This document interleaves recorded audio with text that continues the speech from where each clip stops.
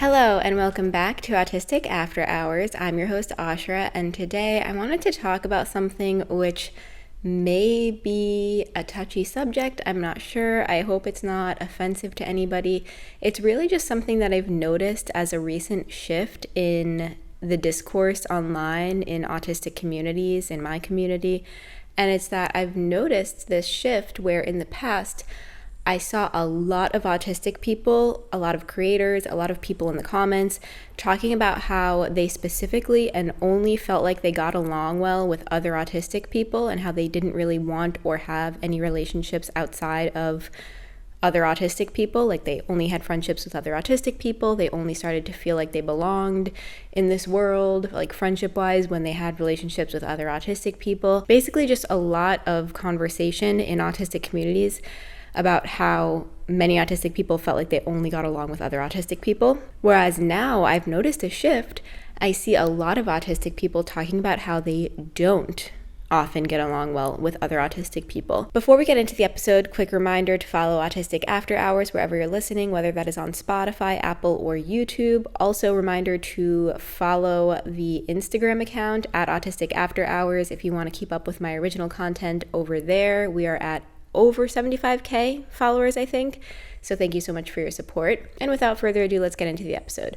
So again, I want to talk about this shift that I've noticed in autistic communities where for a really long time, I noticed a lot of people talking about how they only got along with other autistic people. But now I've noticed this shift where I see a lot of people talking about how they do not get along with other autistic people. I find this really interesting. I don't really know why this shift has occurred, but it's definitely something that's become really obvious, like especially in comments on my videos, on my reels.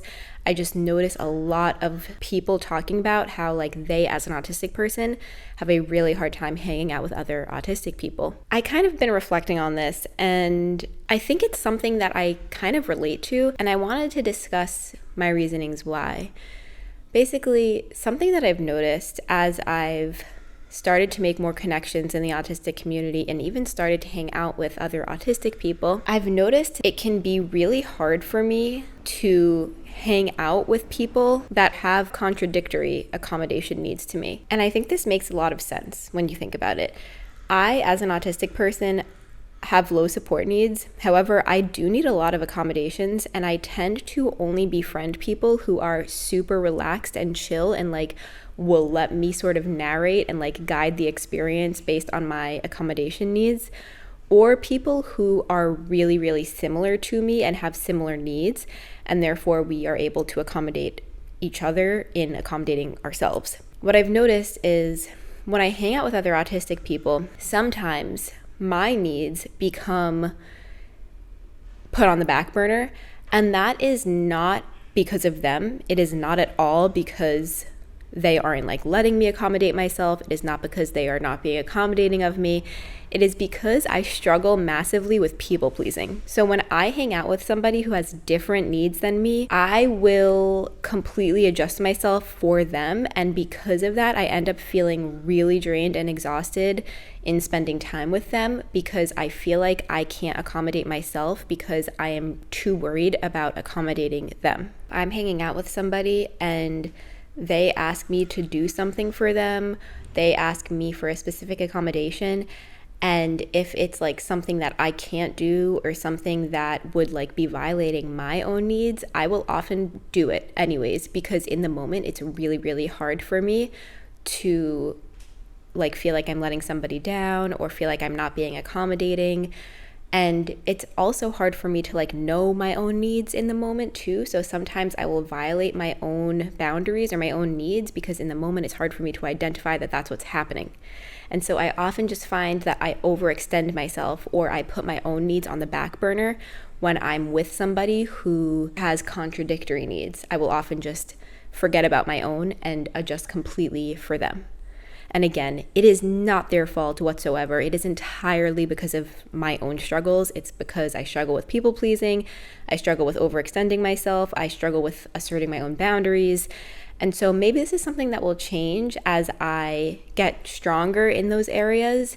But as of right now, it's just hard for me to hang out with other autistic people sometimes because I notice that I often will just dismiss my own needs because I am so worried about accommodating them. It's a little hard for me to articulate all of this because it's kind of like the first time I'm really thinking about it because I'm reflecting on it now with you. I've only minimally thought about it outside of this episode because it's just something that I've noticed that I've seen so much in the autistic community recently. So many people talking about this, of like having a really hard time as an autistic person hanging out with other autistic people. And I think it's because of a lot of the reasons that I'm talking about now. I'm trying to think of some clear examples. Here's something that actually was a real life example, and I think this is a really good example, and I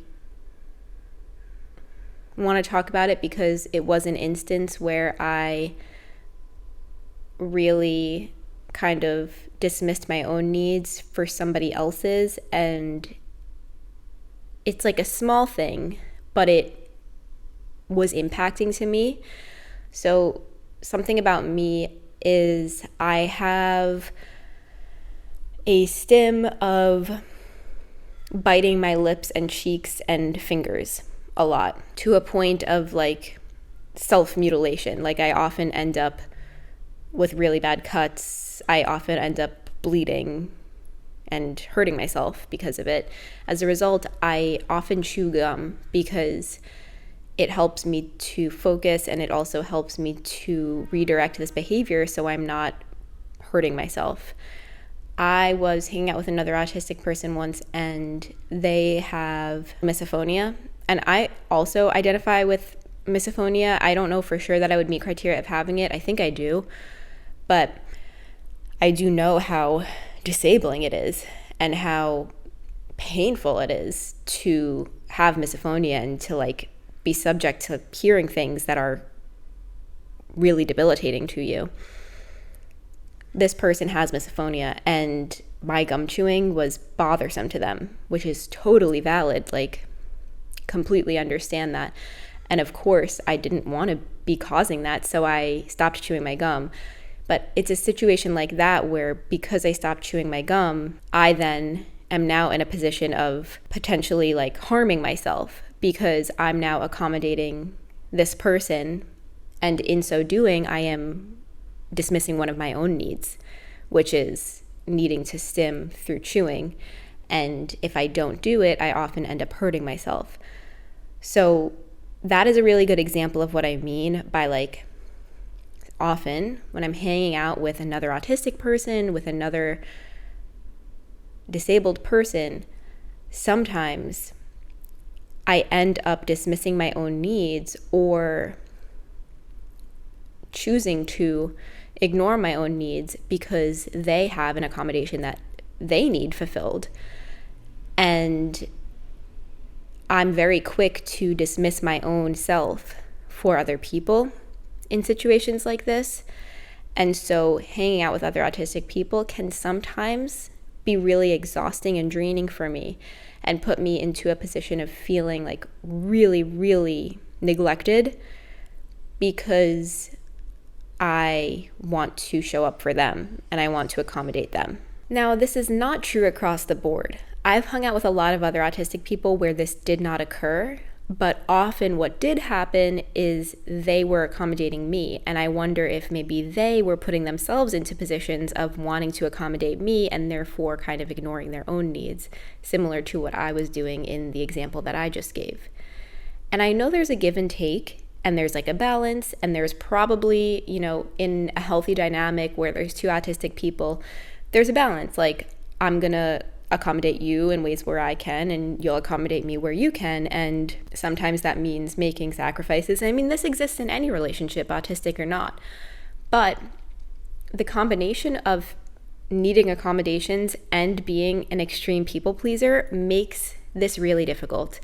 And so again, it's not just about like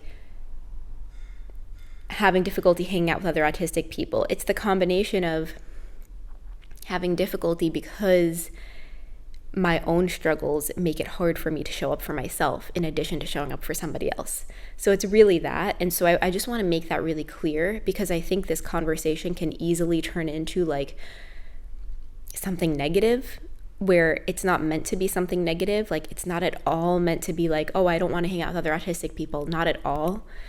It's not that. It's more so just like my own issues with being clear about what I need. It's just really hard to do that when I'm so wanting to accommodate another person, especially when they clearly tell me what they need.